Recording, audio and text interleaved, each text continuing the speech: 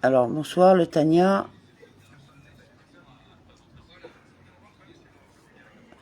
Étude du jour.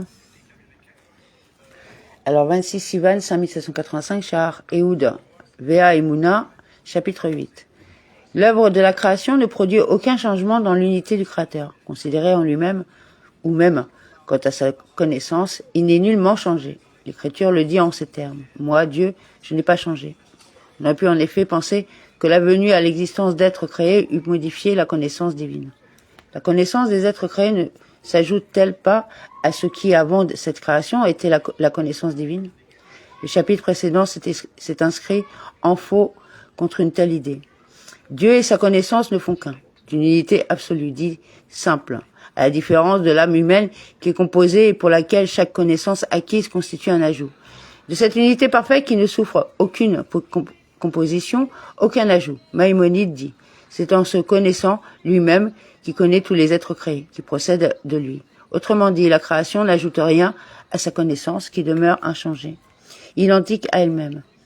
La nature de cette connaissance, conclut Maïmonide, échappe à l'entendement humain.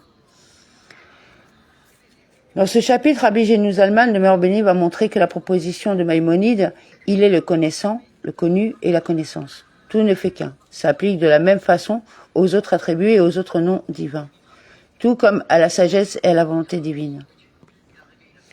Or, ce qu'écrit le Rambam de Meor Béni, à savoir que le Saint béni soit-il, son être, son essence et sa connaissance, tout ne fait qu'un, vraiment une unité simple et nullement composée. Il en va de même vraiment de tous les attributs de Dieu et de tous ses saints noms et appellations par lesquels les prophètes et les sages l'ont désigné. Comme gracieux, miséricordieux, bienveillant et autres attributs semblables par lesquels Dieu est désigné. Et de même concernant l'appellation de sage, qui lui est attribuée ainsi qu'il est dit, et il est également sage, etc.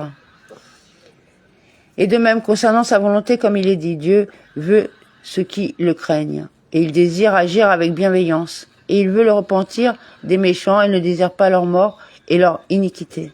Et il a les yeux trop purs pour voir le mal.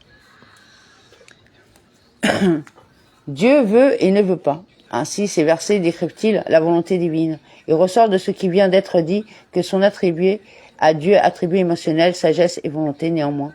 Sa volonté, sa sagesse, ses attributs de bonté et de compassion et ses autres attributs n'ajoutent aucune pluralité et aucune composition. À Dieu ne plaisent dans son être et son essence. Plutôt son essence, son être et sa volonté, sa sagesse, sa compréhension et sa connaissance, ses attributs de bonté et de sévérité, son attribut de compassion et de beauté tiferet, lequel inclut sa beauté et sa sévérité et de même ses autres saints attributs. Tout cela constitue une unité absolue, parfaite et simple qui est son essence et son être.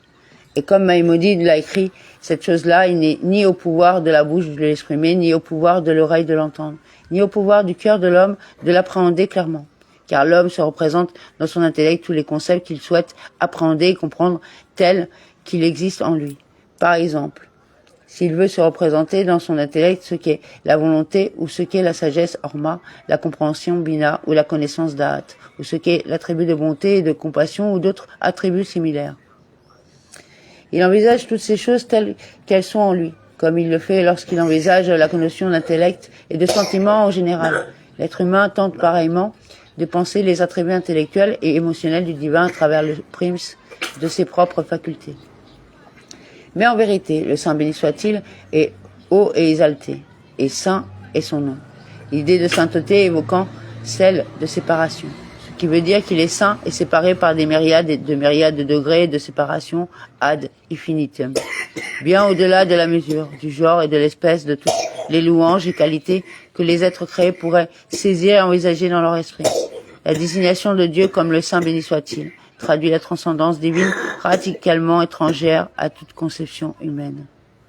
Amen.